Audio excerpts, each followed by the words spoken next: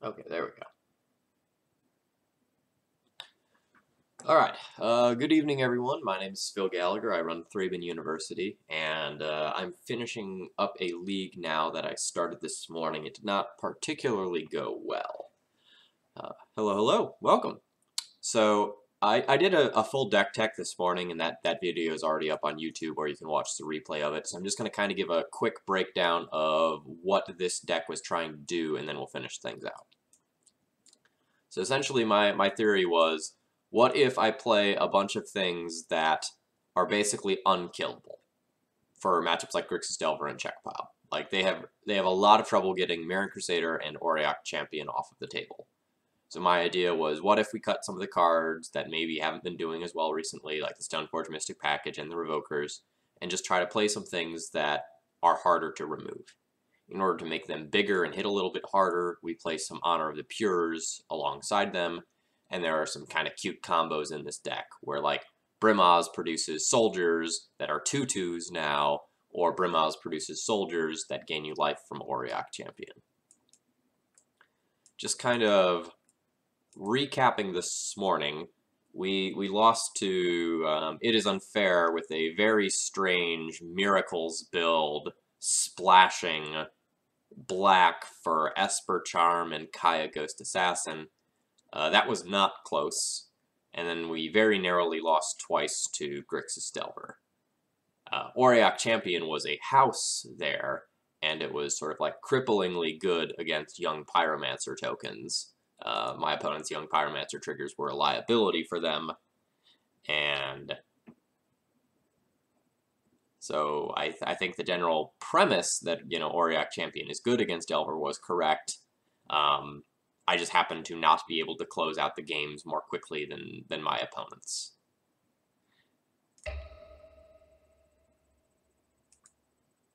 And I'm just going to kind of jump into things after this point. We're 1-3, so we're dead for prizes in this league, but I'm interested in exploring the ideas that I have going on here, which is why I want to try this out. Not necessarily because I think it's, the best thing I could be doing with my time. If I wanted to be, like, optimizing my ticket intake, I'd just be playing regular D&T of some nature. But I think this is an okay time to mess around a little bit and do some exploring, because, like, who knows whether or not Legacy will be the same tomorrow, since we have, like, the ban-restricted announcement right around the corner. If everything changes, then, hey, I had some fun messing around with an idea I've had for a while.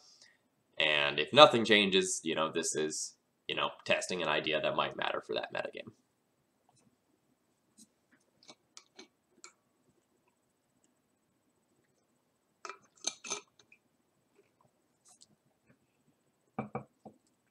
I guess I'll go ahead and just leave the deck list up while I'm waiting to be paired. So notable changes that I had to make in order to make this deck list work.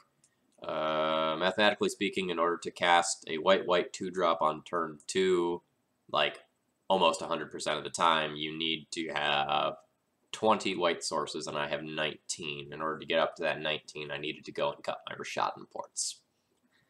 Not the greatest thing in the world, and it kind of leaves this deck without mana sinks after both Stoneforge Mystic and Rishadan Port are gone, which might be an issue with the deck more generally. But I've been able to very, very consistently cast this on curve. I think I'm at, like, mathematically speaking, something like 90%. The Discord was chatting about it.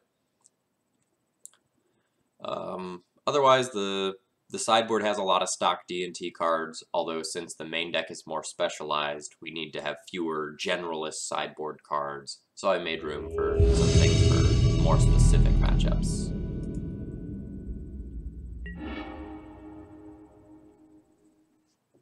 Alright, playing against Nicol Bolas. Or the 77th Nicol Bolas. My opponent was last seen playing Nic Fit. So that's fun. Although they've been seen playing 4-color control quite a bit before that, so I can't really make any decisions there. Although this has no lands, so easy mulligan. go on the bottom.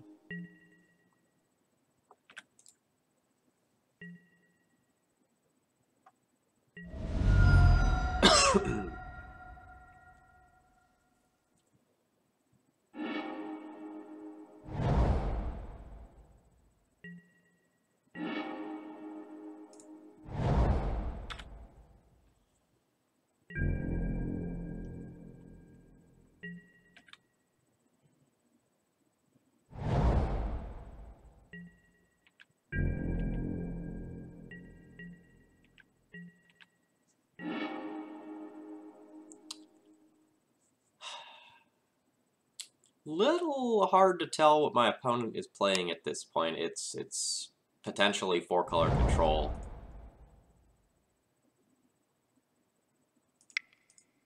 On the off chance that my opponent is Ant and just like has an absolutely terrible hand, I want to play Thalia, not Spirit of the Labyrinth here, so I can stack it with Bryn Wingmare next turn. But I think my opponent is probably just going to be on pile.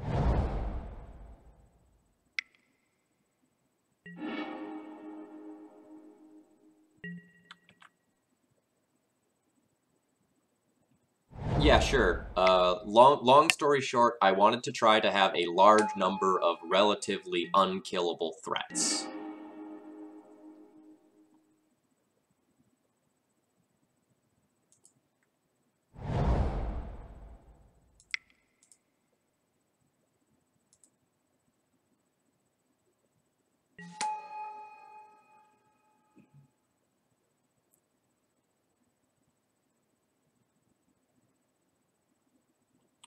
Don't even think I want to Swords this until my opponent's out in step.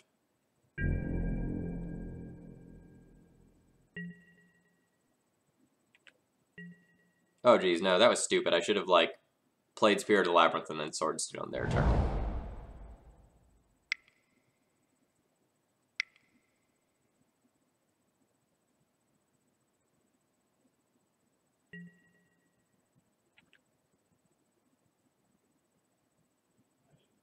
It's gonna be like a tireless record, yeah.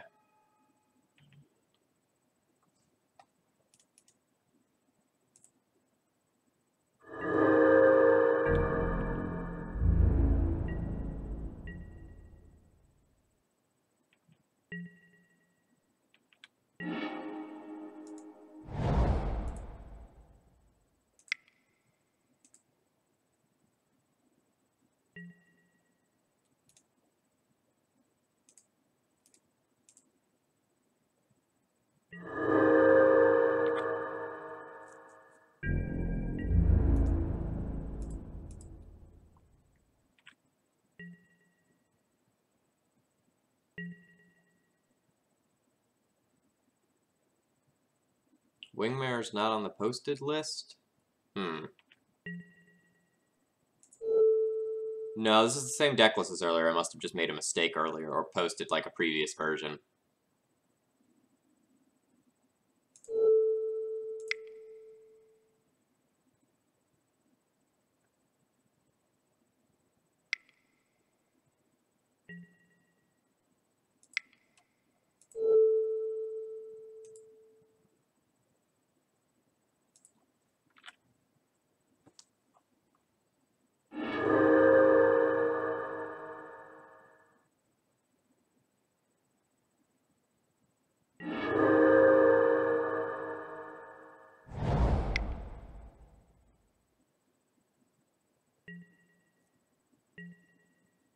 Alright, so it is Nic Fit after all. That means this Auriok Champion is not going to do as much work as I want it to. It doesn't pressure my opponent's life total nearly quickly enough.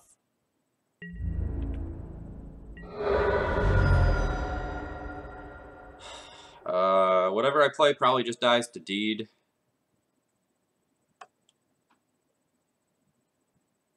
The Mom probably isn't good enough to make them Deed. Might be, depending on what they have. The Wingmare is definitely good enough.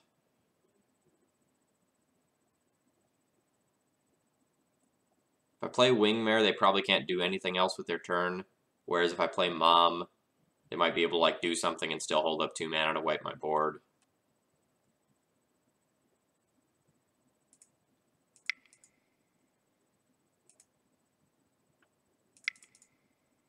think I have to give him the 2-for-1.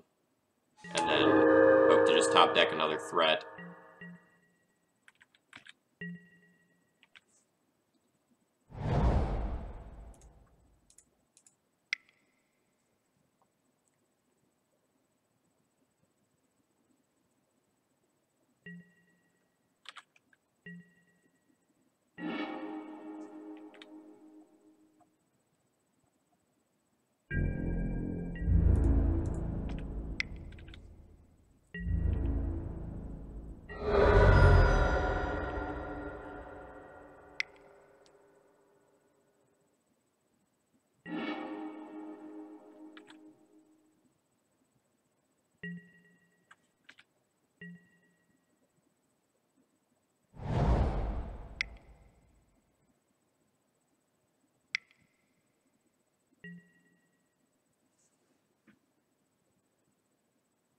Oh, great.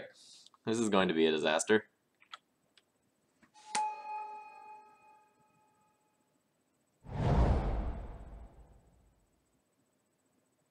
My opponent now has 2 5-3s on standby.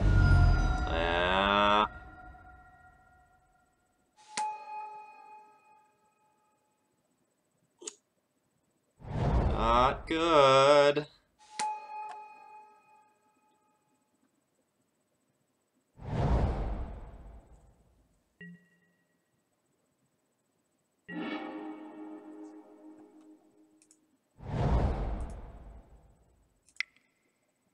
Oh yeah, like I have mad respect for this Titania. I'm going to be able to wall it to some degree, which is good. But like every fetch land from here on out is just like one more 5-3 that I have to deal with.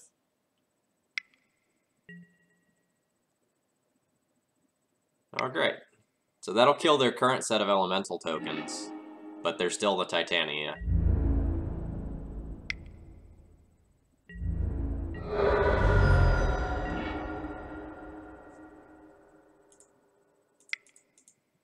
I don't know what that's getting, but it's going to be good.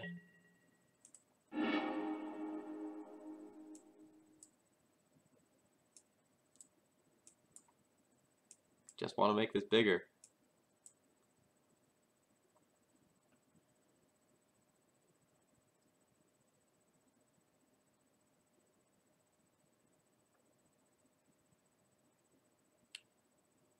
I can just get a Flicker Wisp and Flicker Wisp the Recruiter next turn. Or I can get a Mirran Crusader and just, like, play that next turn. Just starting the Flicker Wisp Pain train is probably pretty good, though. Because, like, a Flicker Wisp body can trade with Titania, and then I can just continue getting value off of the Recruiter. So I think that's what I'm going to do.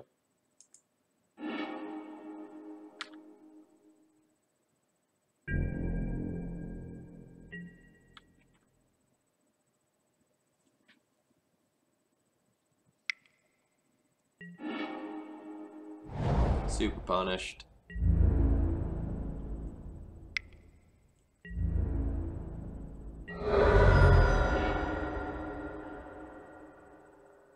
Hey guys, do you think I should flicker their Titania?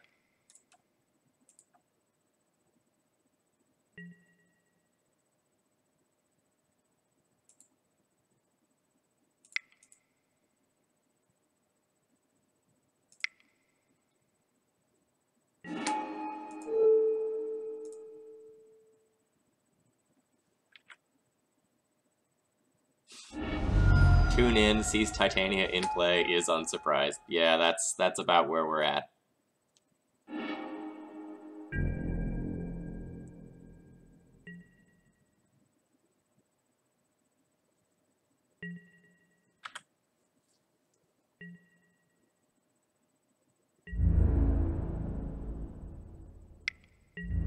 I'm just gonna take that hit.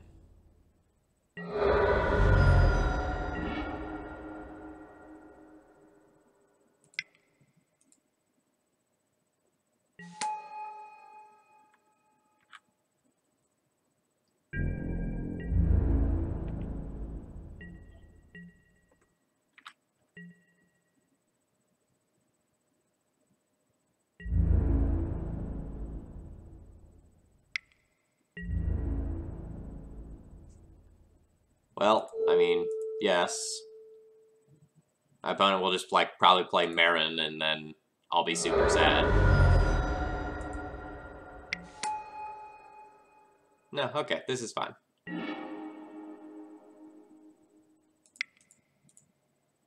Probably better than fine, honestly.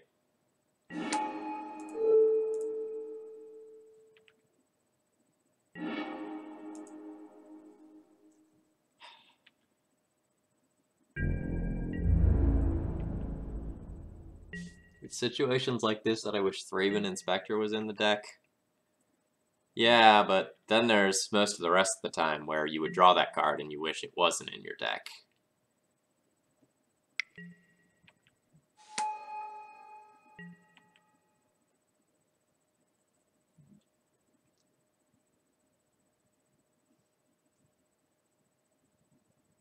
It's very unfortunate that I'm going to have to, like, dedicate a ton to the board in order to, like, have blockers back, and then I'll get super blown out by Pernicious Deed number 3 at some point.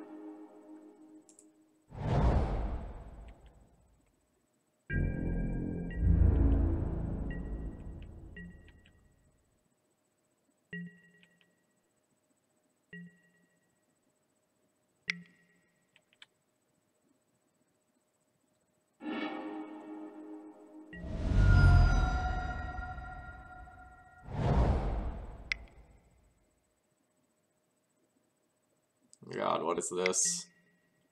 Oh, joy! It's just a Grave Titan. That's fine. Excuse me while I sob openly. Oh, sorry. It's a Grave Titan and a Baleful Strix. In which case, my opponent probably should have just played the Baleful Strix first, because they'd fetched, so they didn't know what was on top of their library. Alright, I'm just dead to that, right? There's building power, I have 3 blockers, I block Titan, 2 zombies, yep.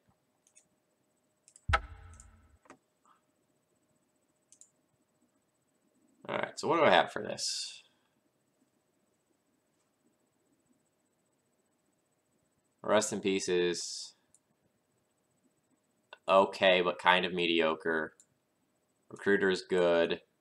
Council's Judgment is good. Relic Order eating Pernicious Deed is probably good. Paths to deal with big idiots are okay, but not the best.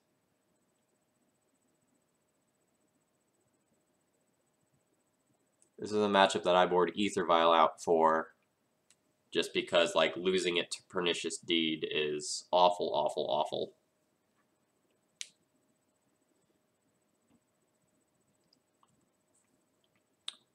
My opponent is going to play more things just like Baleful Strix and such, and Leovold, then these cards might be worse than if I'm going to, like, eat a 5 or 6 mana cost card against them. So maybe I don't bring those in. Honor of the Pure is not awesome. Auriok Champion's not awesome. Like, they're cards that just kind of sit there and are supposed to get value over time, which is not what you want to be doing against Pernicious Deed. Yeah, I know I hate that card, but I think I think Spirit of the Labyrinth was right to try out in this build. I just wanted like 100% white creatures, not Revokers, because I was going to play 3 main deck Honor of the Pure.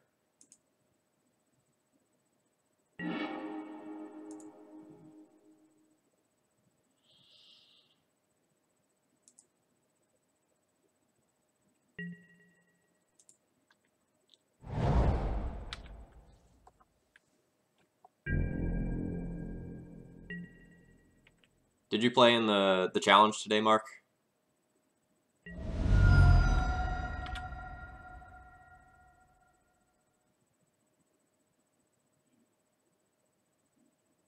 Oh, I do. I really, really hate Spirit of the Labyrinth. I think it is a garbage card most of the time. I think it performs very, very poorly against a lot of the top tier decks. Like when you get it in play against like Check Pile or yeah, this hand got very, very much worse now. when you get it in play against something like Check Pile or like Grixis Delver, it just can't attack through literally any of the bodies that they have. So I think it only performs well against the combo decks. And a couple of the other control decks like Miracles. But even there, it doesn't go and get through. Alright, everything's a catastrophe.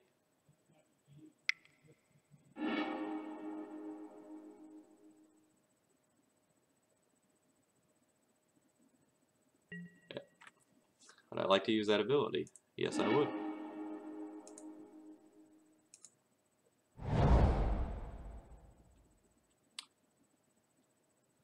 Yeah, Mark, I'll after this game, I'll show you a deck list that I have brewed up. I've got something weird that a viewer submitted that that they suggest that I should try out. I don't think it's necessarily like the best idea in the world, but it's a curious idea, and I like that.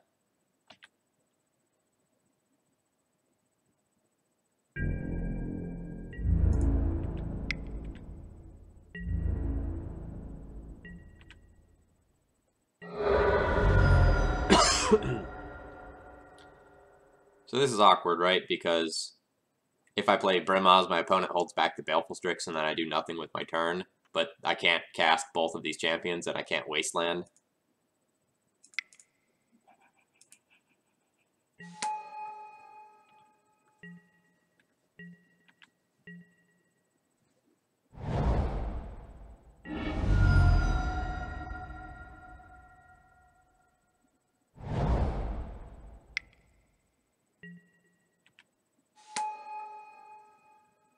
Oh, great. I get to gain some life. Have fun.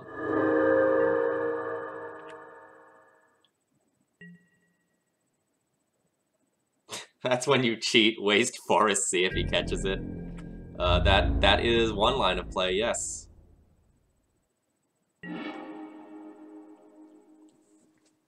Alright. How do I win this game? My board does nothing against their board. I guess it's time to just, like, play into a Pernicious Deed, and if my opponent has it, I'll just die, and that's okay.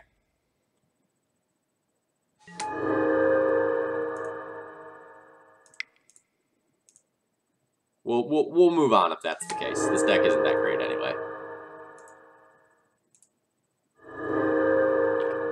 Otherwise, we have the unstoppable Brimaz life gain army going. And that's good, right? Right? Maybe.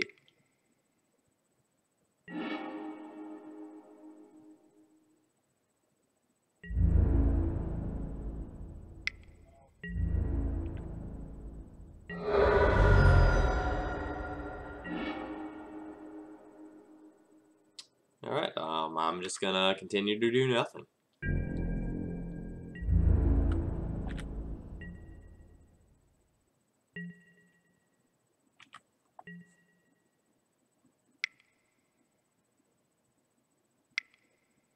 Deed. Deluge.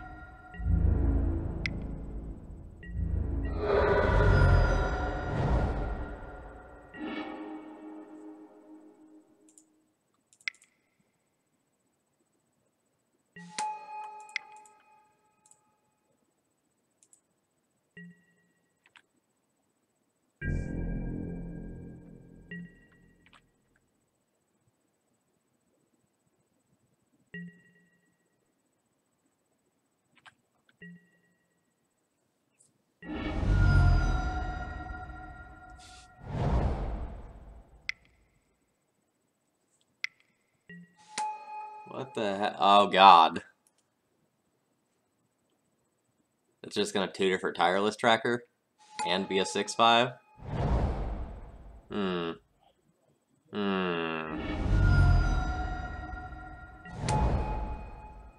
Yep, pretty much ready to concede this one now.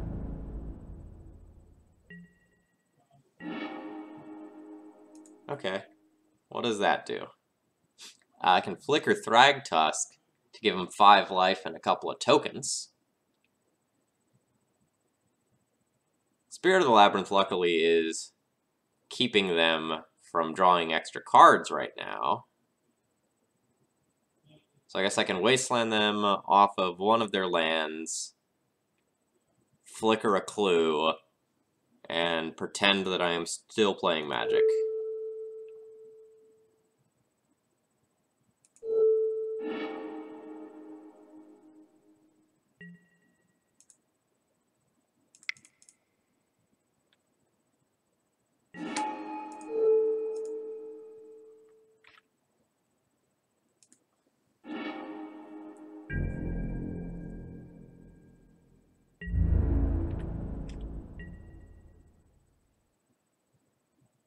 Here's to hoping that my opponent doesn't know how Spirit of the Labyrinth works, and they just crack their clue for not a card.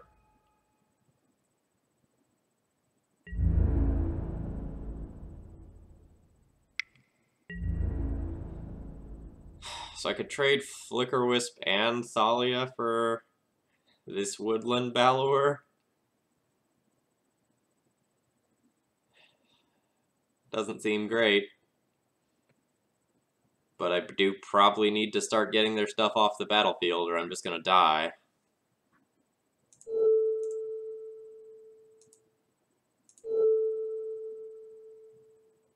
And I'm definitely not winning the race one way or another if I start attacking.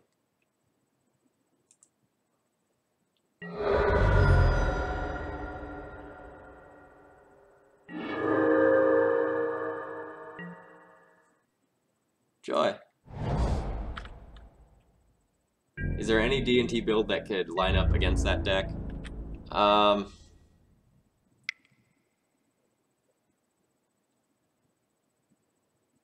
There are builds that are better suited to fighting Nic Fit than mine. Like if you have a much stronger mana denial element to your deck, you have a chance. All right, we're dead. I'm gonna take 10 this turn, 11 this turn.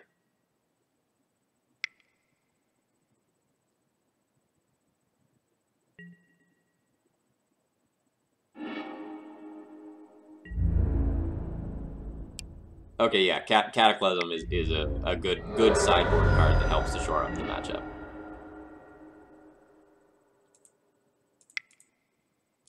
Alright, I guess not technically dead. That was a good top deck. I wouldn't be surprised if my opponent can just, like, do something to get this off of the board at this point, though.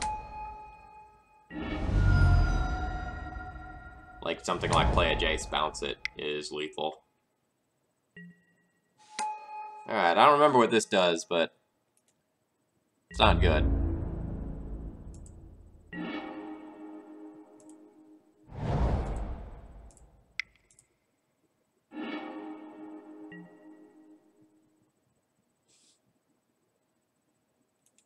Alright, so that pirate has menace. My opponent can blow up my Honor of the Pure.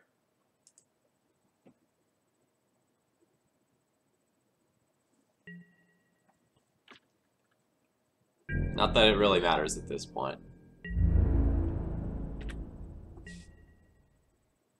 I think Vraska's little ultimate would give me life, right? Or no, its target player's life total becomes 1, not 10.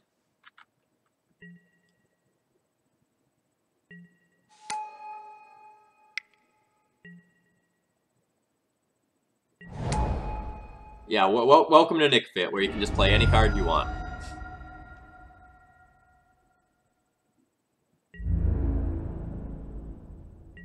Oh my god, why no attacks? Like, you attack in with Tireless Tracker and Thrag Tusk. I have to block here. I only do 6 to that. It's not alive. I take 3 more damage. You can also attack with the Pirate. So, like, you would just deal me 7. I'd be at 1 anyway. Vraska's ultimate doesn't matter.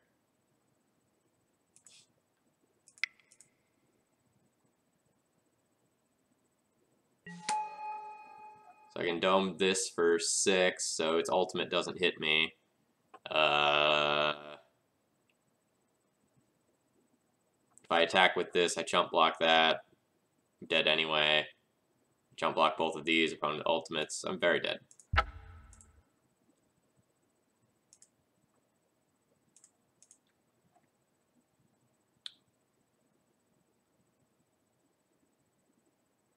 Yes, he also stayed home with a guy that had menace. Yep, it's fine. So Bafra, someone sent me an idea kind of based off of what you were trying with Hallowed Spirit Keeper, and they said, like, what if we try that with a Cataclysm shell? So I think tomorrow night, assuming there's no ban announcements that make me change my mind about what I want to do, I'm gonna try a build that has like Hallowed Spirit Keepers to sacrifice with Cataclysm, as well as both Flagstones and Dunes of the Dead to get additional value off of the Cataclysm. I don't know that that's actually good. Like, I don't know that I want to rely on a 4-mana sorcery, but I think playing Hallowed Spirit Keeper with a bunch of things that I kind of will end up putting in the graveyard, like Judge's Familiar and Selfless Spirit, might just result in me getting a stupid number of spirit tokens to close out the game with. So this is something I'm going to play around with a little bit. I don't know if I need more, like, when this creature dies, get values things, like, you know, Matter Reshaper or something like that in order to make this work. But I figure if I'm going to, like, play some Honor of the Pures, some Spirit of the Labyrinths, and I might realistically get to keep, like, a creature, an enchantment, maybe Spirit of the Labyrinth as an enchantment sometimes, and, like, a land, and get an additional creature and an additional land off of my Cataclysms, it might be kind of disgusting and fun. Yeah, I think the idea is really good. I don't know if, like, this is the correct way to do it in practice, but I think this is a cool idea. Someone who goes by the handle Darkview or Lord Darkview, like, sent me the idea of, like, hey, what if we try Cataclysm in the same sort of shell? I'm not 100% sure that I've got, like, all the other, like, flex slots built correctly, but it's very interesting. Main deck Cataclysm, I like it.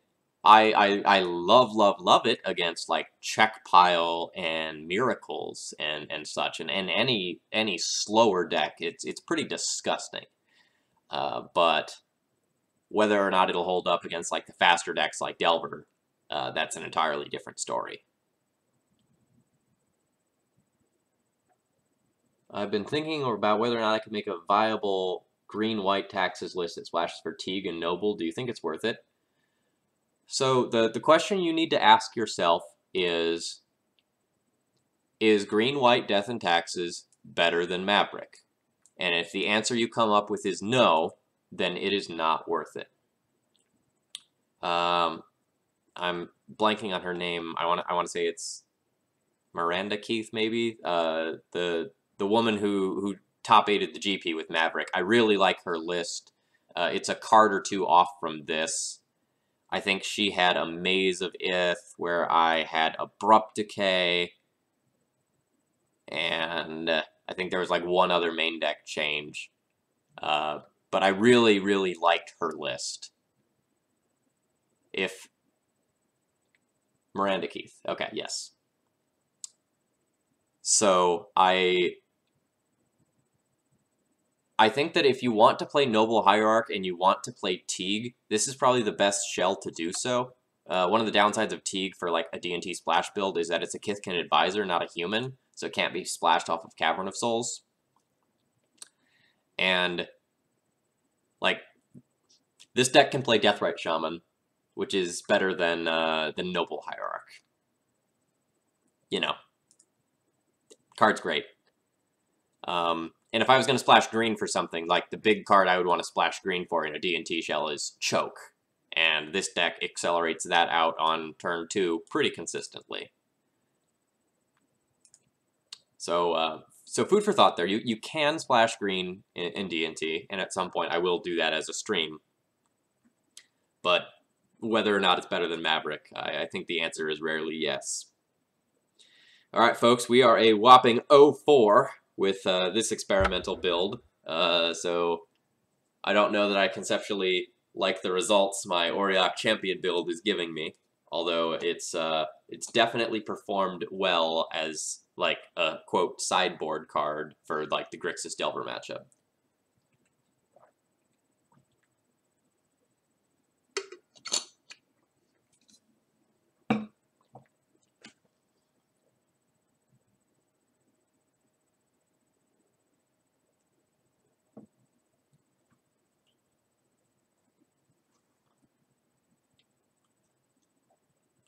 But not all ideas end well, even if like conceptually they seem solid on paper. A lot of times you don't know until you test them whether or not the idea works. It's possible that like some portion of the idea is good, and like Auriok Champion as a way to fight against Delver is a good idea. Like, for example, I was, you know, above 30 life many games against Delver, but we still managed to lose them. Partially due to flooding, partially due to gaining life but not being able to close the game out quickly enough.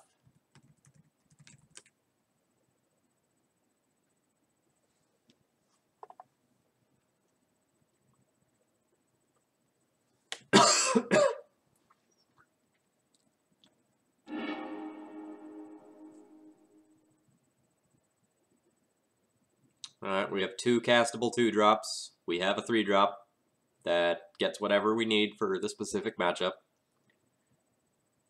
Likely going to be a Flicker Wisp with the outlook of this hand. Hey Phil, how goes it? In life I am doing well. In Magic, this build has not gone well. What's my opponent doing? Basic Swamp. Duress me. Feels like Storm. I feel like my opponent is going to take nothing.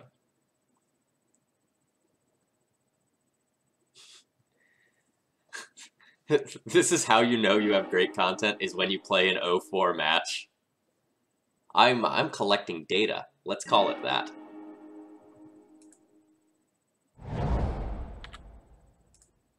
So my opponent is either probably playing Storm, or there's some possibility that it is just like a Turbo Depths deck.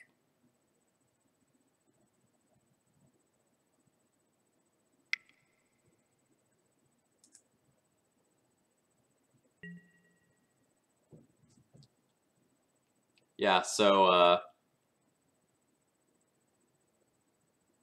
as a teacher, I tend to break down a question and try to figure out what people are actually trying to ask, and preemptively answer that when I'm given an ambiguous question.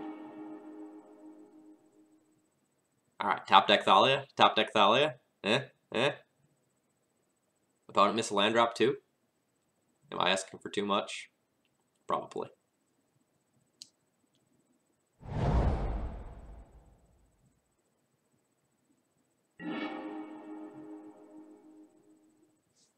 Alright, well. Let's get our All-Star in play. This card's good against Storm, right? They make a whole bunch of goblins, I'll just gain a bunch of life. How can they ever win?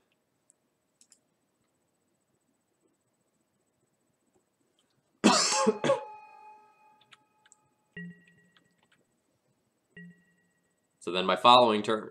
Excuse me.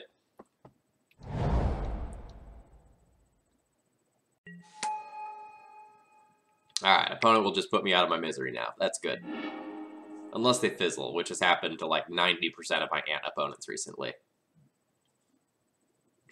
If it makes you better, I did 0-5 a league leading up to CTAC.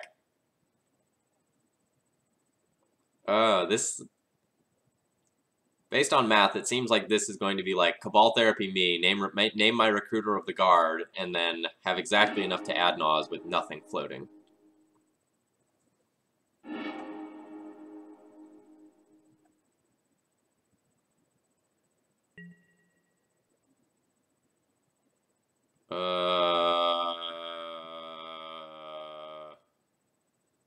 What is my opponent doing?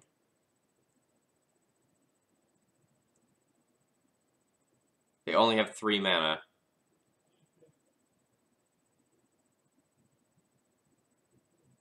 Why did they start going off? can't add Naz. They can't empty. They can't tendrils. They can't past in flames. That's all the things they can do.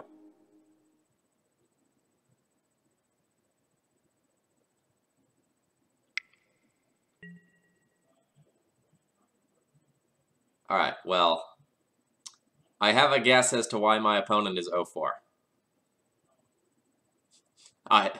Sorry, my opponent is 1-3. I say from the 0-4 seat.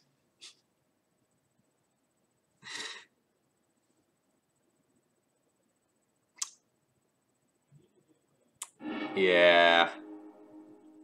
I think we're gonna win this match.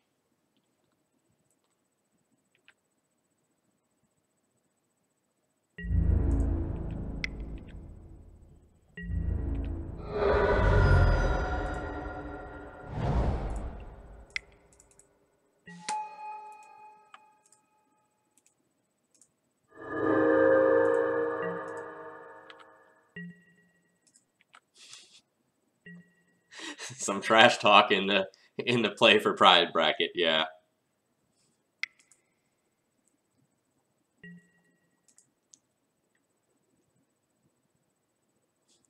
Opponent confirmed as good as Magic as Phil. Yes, that is correct.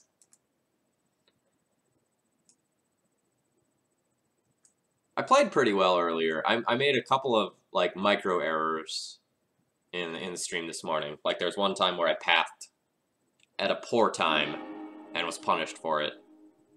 But that wouldn't have mattered. I was still like super dead that game.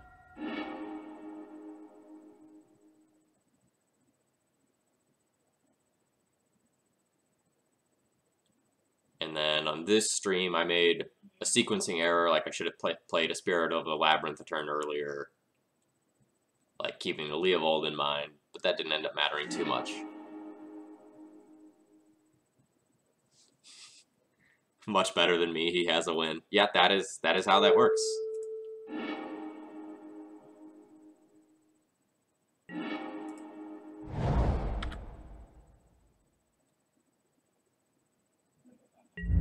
Yeah, absolutely. Like one league, 5 matches. It's enough to tell everything about a person. That's why GPs are only 5 rounds.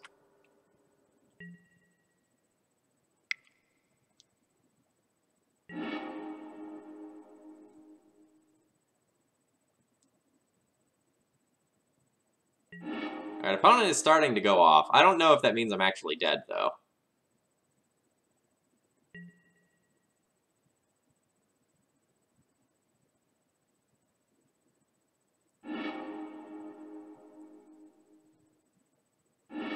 Alright, so this should just be a confirmed Past in Flames kill. Because it's Cabal Writ, Dark Writ, Dark Writ, Cabal Writ, Dark Writ, Dark Writ. That's 7. What's a mana count like? There might need to be like a random Duress or Cabal Therapy, but that should just be a kill. Opponent has plenty of mana to work with, so they can just like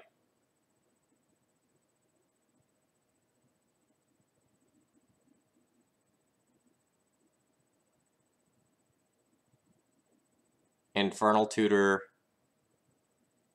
for Infernal Tutor, Infernal Tutor for Tendrils, cast Gataxian Probe, Tendrils.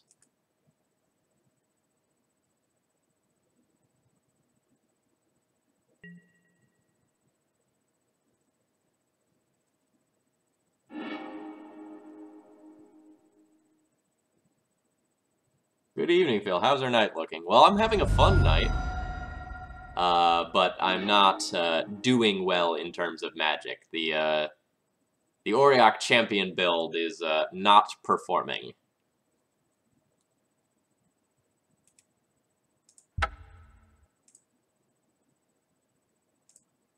Luckily, sideboard is stacked for Storm.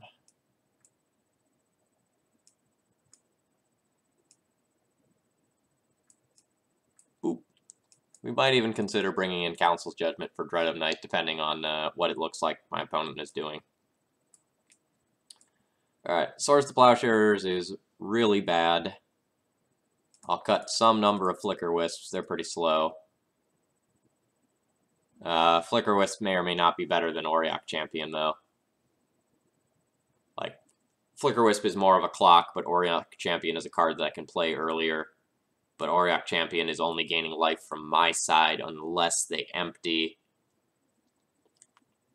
But they probably don't want to empty. They might still want to empty.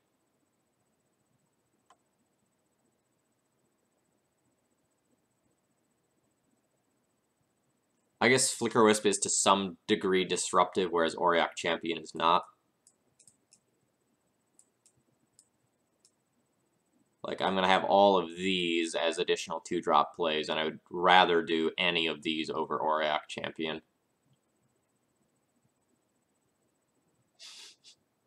Sounds like we need to run red-white D&T with a Resto and a Fun Up Geeky Jeeky. I don't know that I'm going that deep. I did actually think this was a good idea. I did think this build was a good idea. Like, just running a whole bunch of, like, Auriok Champions and Mirror Crusaders that the opposing decks have a really hard time killing, and then buffing them with enchantments. Conceptually, I liked the idea, just in practice it did not work out. And that's fine. Like, that happens.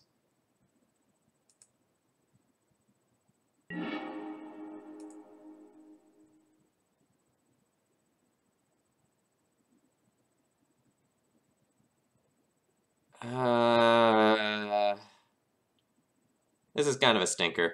Like, with a ripped white source, I get to Rest in Peace turn 2. With any ripped land, I get turn 3 Thalia. But I'd rather, on the play, I think I'd rather just have something that can deploy, like, any hate card on turn 2, for sure.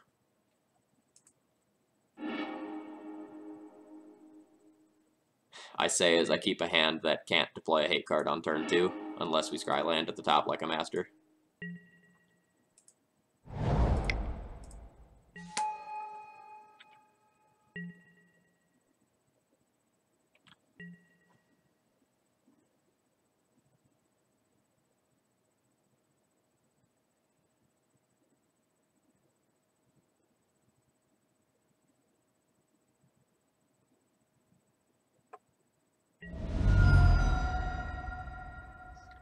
Alright, we'll see if our Thalia gets therapied away.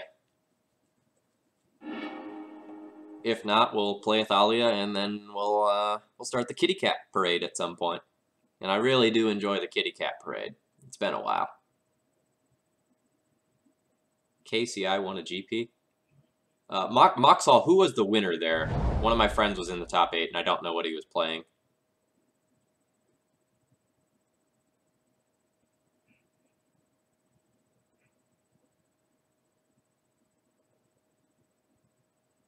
Matt Nass, okay.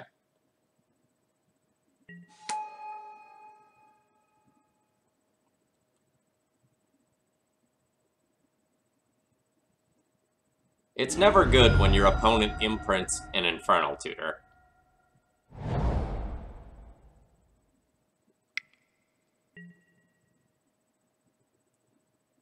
Why are they imprinting an Infernal Tutor if the best thing they have to do right now is Ponder?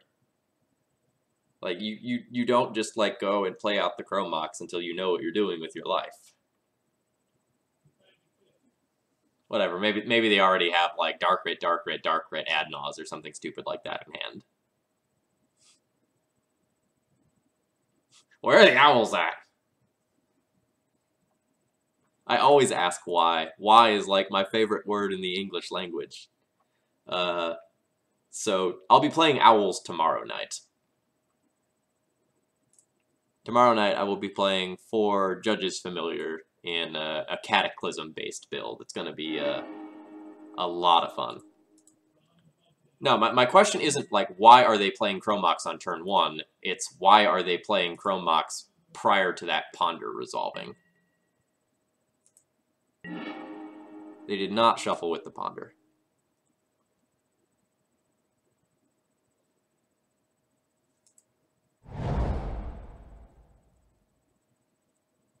There's some desire to just slam Rest in Peace here, because I can't play Rest in Peace next turn due to my own Thalia, but Thalia definitely stops them from winning this turn, bar just, like, God Hand, whereas Rest in Peace might not do anything.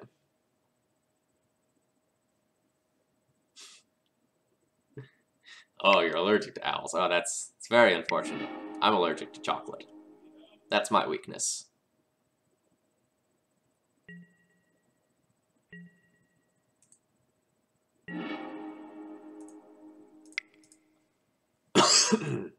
Alright, we'll do this one the hard way.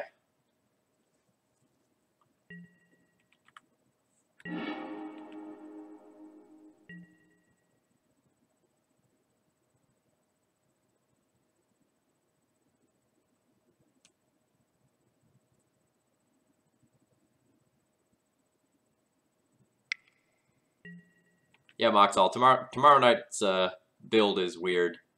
It's another one of those. Phil has a cute idea. Is it good enough to actually be viable? Lord Darkview sent me the idea of, like, hey, what if we play Cataclysm with Hallowed Spirit Keeper after, like, watching it be good on, like, both my Hallowed Spirit Keeper be good on, like, both my streams and Mark's streams, and now we'll see if that idea goes anywhere. It's very interesting.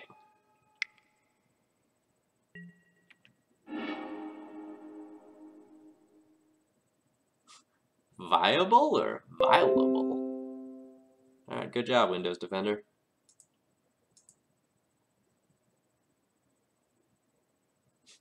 Mono black control confirmed better than this pile. What are you doing, opponent? Dark Writ followed by Gitaxian Probe.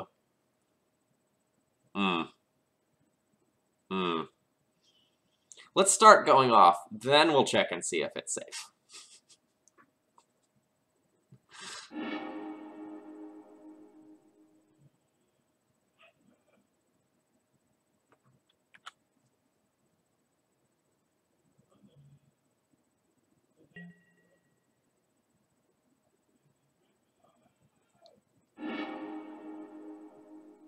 If opponent has another Dark Writ, they can go Dark Writ empty and redeem themselves.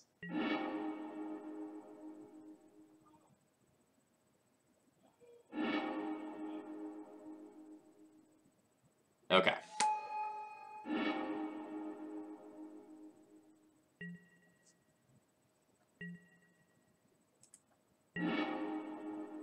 Alright, you're a little late to the party.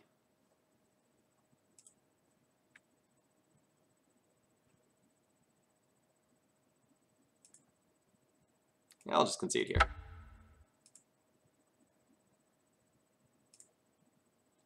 Womp womp womp womp. Mindbreak Trap, the real MVP. Yep. Very, very timely, very good.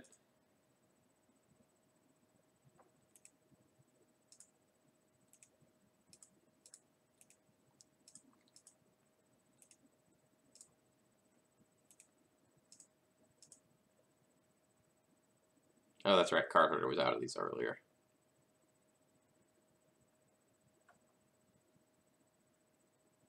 Concede versus Storm with Trap in hand. What a night, right? Alright, that didn't work out well. That's okay. So it goes. Alright, so tomorrow night I'll be trying out this pile. That trap timing was indicative of how the league went. Yeah, really, that's a good way to put it. Like, there were so many times where everything was just kind of like one turn off that league, and like I accept that some of those losses were just due to variance, but more generally, this build didn't quite work the way I wanted it to. It's possible that I could go like minus the Honor of the Pures and the Spirit of the Labyrinths, and 5 and like the 2 Brimazes and just put like the Stoneforge package back in and just try this General Shell again with equipment. But I don't know that I actually want to do that. But it's something I could try. So like, let's think about what I learned this league. Auriok Champion is pretty darn good against Grixis Delver, especially against Young Pyromancer. It gains a lot of life, especially when in multiples or when coupled with something like Brimaz. So that was confirmed. Honor of the Pure, generally speaking, has been pretty good. I've been relatively happy with that card, both as main deck cards and sideboard cards. I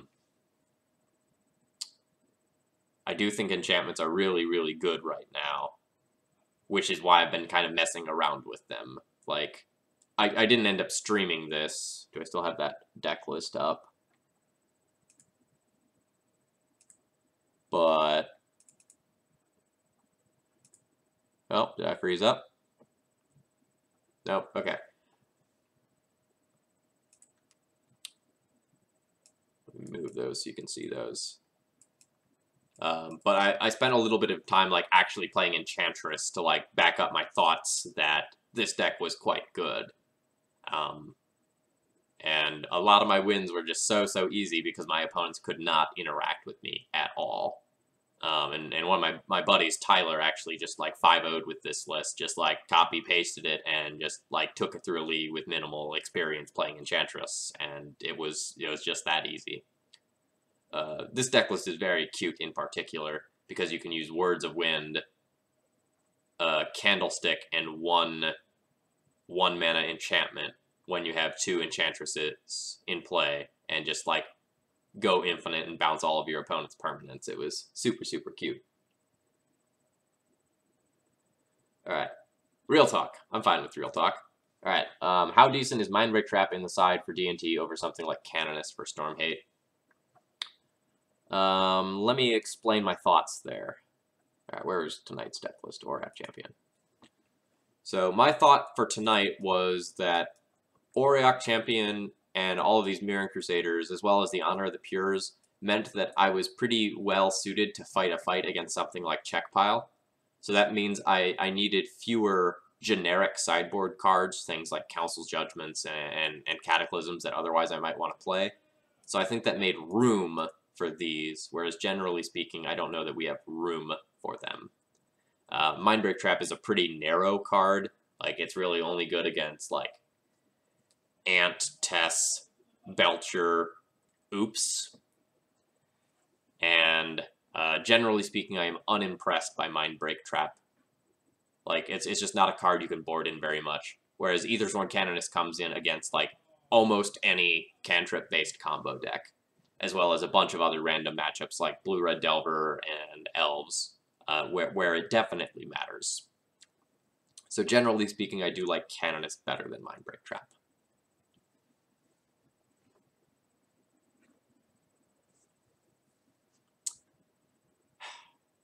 Alright, so again, assuming nothing weird happens tomorrow, I will go and I will play that Cataclysm build.